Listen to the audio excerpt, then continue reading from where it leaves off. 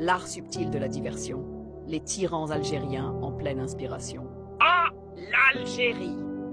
Ce pays où le soleil brille généreusement, mais où l'ombre des tyrans plane encore plus fort.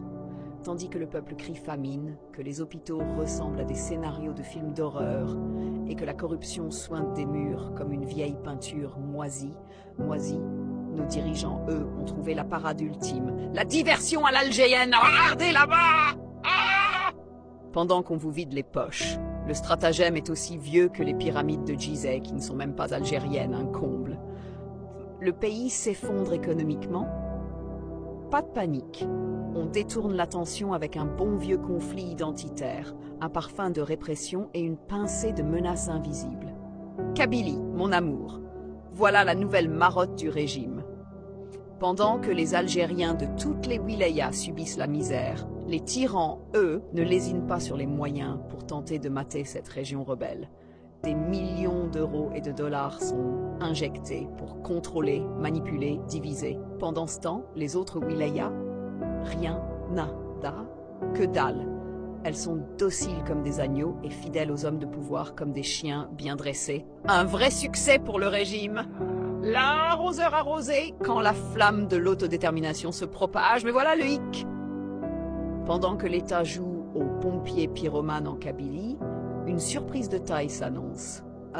D'autres régions commencent à en avoir ras-le-bol. Oui, car l'arnaque est désormais visible comme le nez au milieu du visage. La misère économique touche tout le monde, même les plus dociles.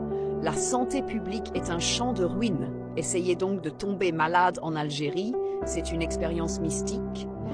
Et la corruption, elle est tellement intégrée au système qu'on devrait en faire un patrimoine national. Alors, petit à petit, des voix s'élèvent ailleurs qu'en Kabylie. L'autodétermination ne semble plus être un concept kabyle, mais une idée qui fait son chemin un peu partout. Un pays transformé en plateau de guerre froide interne. Pendant que les Algériens rêvent d'un avenir sans ces vampires du pouvoir, une guerre silencieuse s'intensifie. Les services de sécurité, version Gestapo made in the Z, ne reculent plus devant rien. Enlèvement, ça devient un sport national.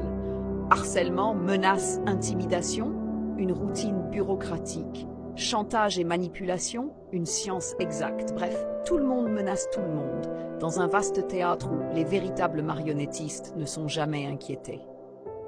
L'Algérie en 3025, encore 1000 ans à attendre, les tyrans sont inspirés, très inspirés. Ils ne cessent de se réinventer, prenant exemple les uns sur les autres pour perfectionner l'art du gouverner s'est trompé. Quant au peuple, eh bien, si l'on suit le raisonnement actuel, il faudra peut-être attendre l'an 3025 pour voir une vraie révolte nationale et non plus régionale. Mais qui sait? Peut-être que d'ici là, même les tyrans auront fini par se tyranniser eux-mêmes.